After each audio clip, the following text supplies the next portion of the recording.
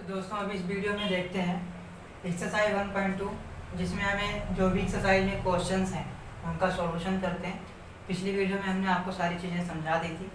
तो इसमें क्वेश्चन जो है आपका पहला वो देखते हैं। इसमें स्टेटमेंट दी गई हैं वो ट्रू हैं या फॉल्स हैं उसको बताना है, और जो भी आप आंसर बताते हो उसको जस्टिफाई भी करना है कि ऐसा हो क्यों है। तो जैसे आपका पहला क्वेश्चन है, इसमें 3 टॉपिक दिए गए हैं। 3 पॉइंट है। पहला पॉइंट आपका है every rational number is a real number. क्या सारी इरेशनल नंबर जो है वो रियल नंबर होती हैं। दूसरा है every point on the number line is of the form of √m। यहाँ पे इसका कहने का मतलब यह है कि नंबर लाइन पे जो भी पॉइंट है, चाहे वो नेगेटिव हो, जीरो हो या पॉजिटिव इंटीजर हो, वो सारे √m की फॉर्म में लिखे जा सकते हैं। यहाँ पे m आपका नेचुरल नंबर, इसको प्रूव करना है, जस्टिफाई करना है, लिखे जा सकते हैं या नहीं लिखे जा सकते। दूसरा every real number is rational number. क्या सारी रियल नंबर रेशनल नंबर होती हैं। तो आते हैं आपके पहले क्वेश्चन पे, जो पहला पॉइंट है यहाँ पे कह रहा है every rational number is a real number. तो आपको पता है रियल नंबर, हमने आपको बताया था पहली ही वीडियो में एक्सरसाइज 1.1 के कि real number that is rational plus irrational number. Rational plus irrational number.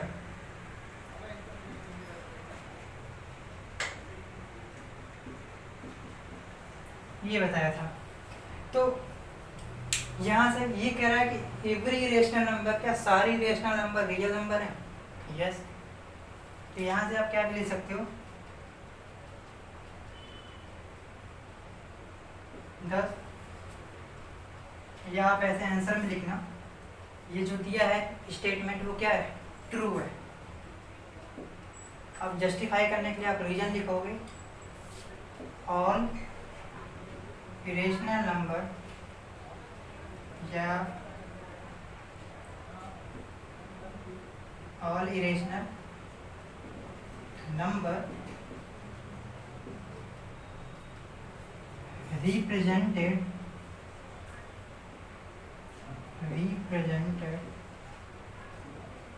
as real number। ठीक है। दूसरा टॉपिक है आपका कि every point on the number line is of the form of. तो बेटा यहाँ पे आप एक चीज़ बताओ, जैसे नंबर लाइन है आपकी, इसमें आपका जीरो भी होगा, -1 -2, मतलब दैट्स मीन नेगेटिव इंटीजर भी होंगे, पॉजिटिव भी होंगे और जीरो इंटीजर भी होगा। तो इरेशनल नंबर में भी हमने पिछली क्लास में आपको ये भी बताया था कि इरेशनल नंबर वही होंगी जिसमें ओनली पॉजिटिव इंटीजर होंगे, नॉट अ नेगेटिव इंटीजर। तो यहाँ पे नंबर लाइन पे नेगेटिव भी है, पॉजिटिव भी है, जीरो भी है। तो जैसा इसने बोला एवरी पॉइंट, दैट्स मीन सारे जो पॉइंट है वो क्या नंबर लाइन पे शो हो सकते हैं, नहीं हो सकते, क्योंकि -3 -2 -1 को हम नंबर लाइन पे शो नहीं कर सकते, क्योंकि that is a rational number. और हम हमेशा किसको शो कर सकते हैं, ओनली पॉजिटिव इंटीजर को। तो अगर हम बात करें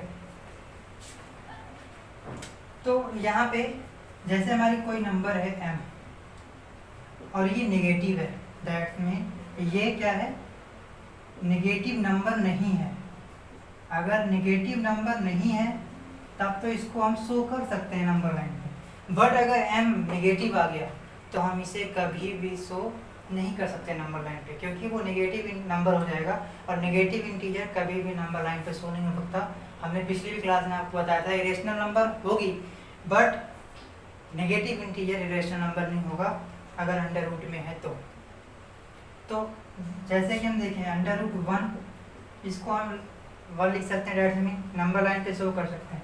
√2 को भी हमने बताया आपको पिछली क्लास में कि हम इसको शो कर सकते हैं, क्योंकि इसकी वैल्यू 1.414 है, तो नंबर लाइन पे शो किया जा सकता है। √3 ले लें, इसको भी 1.732 करके इसकी वैल्यू आती है। तो हम इस तरीके से देख रहे हैं कि जितनी भी नेगेटिव इंटीजर नहीं है उन्हें हम नंबर लाइन पे शो कर सकते हैं, बट अगर नेगेटिव नंबर आ गई तो हम उसे रिप्रेजेंट नहीं कर सकते नंबर लाइन पे। इसका मतलब ये जो हमारा स्टेटमेंट है ये क्या है, फॉल्स है। तो यहाँ से हम सिंपल सा लिख देंगे, सिंपल सा हम लिखेंगे ये स्टेटमेंट क्या है, फॉल्स है, हम लिखेंगे फॉल्स। अब इसका जस्टिफाई भी करना है तो हम सीधा लिख देंगे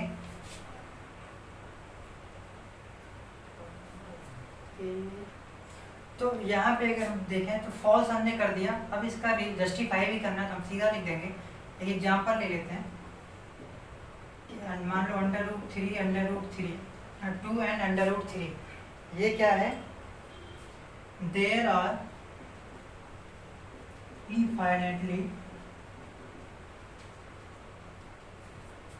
infinitely many numbers।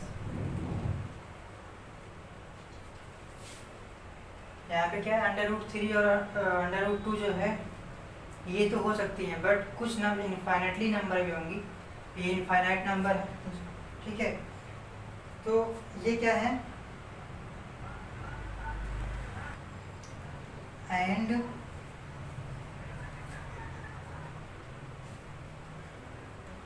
यहाँ पे क्या है, हमने बताया √3 और √2 ये क्या है, इनफाइनाइटली नंबर है। इस तरीके से कुछ भी नंबर इनफाइनाइटली हो सकते हैं, लेकिन कुछ नंबर ऐसे भी होंगे, इन्हें क्या कर सकते हैं, these can not be represented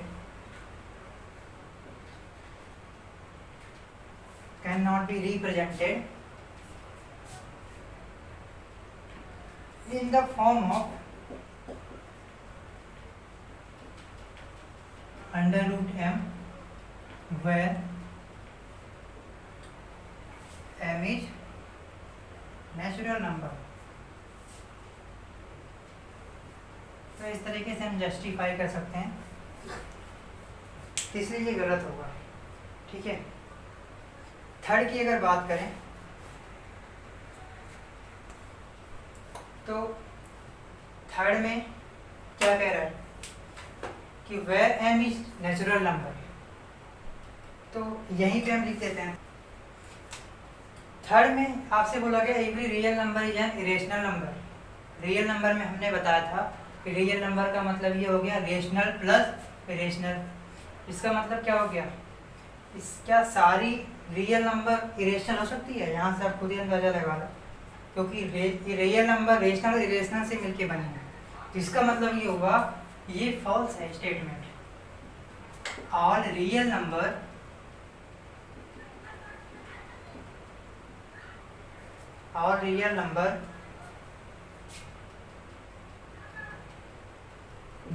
is not a irrational number। इसका मतलब क्या होगा कि सारी रियल नंबर जो है, या इसे दूसरी लैंग्वेज में आप लिख सकते हो, all rational number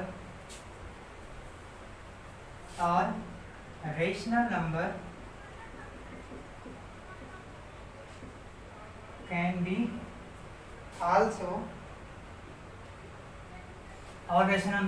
also real number। क्योंकि सारी रेशनल नंबर क्या होती हैं, रियल नंबर होती हैं,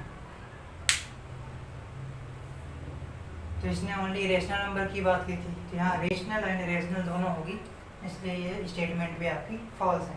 तो इस तरीके से आपका पहला क्वेश्चन जो 3 पार्ट में था, हमने तीनों को आपको समझाया। अब आते हैं सेकंड क्वेश्चन पे। सेकंड क्वेश्चन आपका क्या कहता है, अब इस क्वेश्चन में देखते हैं। सेकंड क्वेश्चन में क्या कह रहा है कि all are the square root of all positive integer irrational if not give an example of the square root of a number that is a rational number। तो इसमें ये कह रहा है कि जितने भी पॉजिटिव इंटीजर हैं सारे, उनका स्क्वायर रूट इरेशनल नंबर होगा। अगर ऐसा नहीं है तो आप एग्जांपल देके आपको बताना है कि क्यों नहीं होगा, और एग्जांपल हमें रेशनल नंबर से लेके समझाना है। तो देखते हैं।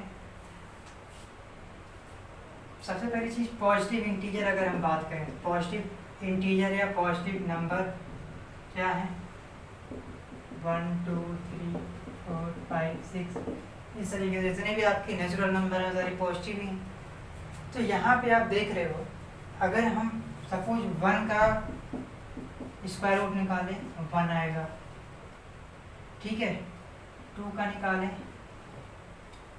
तो 1.414 आएगा। 3 का निकालें 1.732 आएगा। 4 का निकालें 2 आ जा रहा है। तो यहाँ आप देख रहे हो कि ज़रूरी नहीं है कि यहाँ पे ये क्या है, 1 आपकी रेशनल नंबर होगी, ये √4 रेशनल नंबर हो गई, और ये आपके √3 √2 ये सारे क्या हैं, इरेशनल हो जा रहे हैं। तो यहाँ से आप सीधा ये कह सकते हो कि ये जो आपका स्टेटमेंट है कि सारे पॉजिटिव इंटीजर का जो स्क्वायर रूट होगा वो इरेशनल होगा, तो ऐसा बिल्कुल भी नहीं है, रेशनल भी हो सकता है। एग्जाम्पल में ये समझा सकते हैं, एग्जाम्पल लेके। तो स्टेटमेंट में हम सीधा सा ये लिख देंगे कि स्क्वायर, स्टेटमेंट में हम लिखेंगे आंसर में कि square root of all positive integer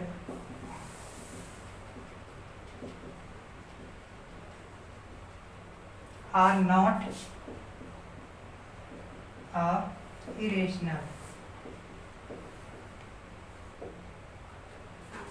अब एग्जाम्पल में आप दिखा देना, फॉर एग्जाम्पल कोई सा भी आप ले लो, √4 का value equal to 2, where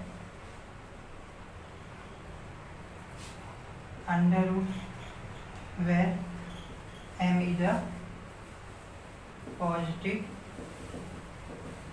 integer। तो हमने एक एग्जांपल देके समझा दिया। ये तो समझाने के लिए था, आपका आंसर बस इतना ही लिख देना है एक लाइन में, बस ये समझाने के लिए था। तो जो इसने स्टेटमेंट दी हमने वो प्रूव कर दिया कि सारे पॉजिटिव इंटीजर का जो स्क्वायर रूट होगा वो कभी भी रेशनल नहीं होगा, कि ओनली ऑन इरेशनल नंबर ही हो। वो रेशनल भी हो सकता है, इरेशनल भी हो सकता है, ठीक है। तो आगे देखते हैं थर्ड क्वेश्चन और एक्सरसाइज का लास्ट क्वेश्चन। तो अब ये थर्ड क्वेश्चन है, इसमें देखते हैं, और एक्सरसाइज का ये लास्ट क्वेश्चन देखते हैं। यहाँ पे वही क्वेश्चन है जो हमने कल आपकी वीडियो 1.2 के जो पहला क्लास था उसमें हमने आपको बताया था कि किसी भी इरेशनल नंबर को नंबर लाइन पे कैसे लोकेट करते हैं। तो आज हमारे पास जो क्वेश्चन है वो √5 को लोकेट करना है। तो लैंग्वेज आप लिख लोगे। तो सिंपल सा हमने बताया था कि सबसे पहले हम नंबर लाइन लेंगे, और जब भी हम इरेशनल नंबर का नंबर लाइन पर लोकेट करना होगा, तो हमने आपको एक चीज़ बताई थी कि सबसे पहले हमें क्या फाइंड करना होगा, √n-1। ये हमारा क्या दिया हुआ है, where n is 5। तो n-1 हमें निकालना होता था, हमने कल ये बताया था। तो n-1 निकालेंगे तो हमारा क्या आ जाएगा, 5 - 1, दैट्स मीन 4, इसका मतलब 2 आ गया। तो ये हमारे लिए इजी पड़ जाएगा। कैसे, हमारा ये मान लीजिए 0 है, ये 1 है और ये 2 है, ठीक है। तो सबसे पहले हम क्या करते हैं, n-1 दैट्स मीन यहाँ से यहाँ तक की जो यूनिट है वो 2 है। अगर हम इसको O मानते हैं, इसको B पॉइंट मान लेते हैं, ठीक है।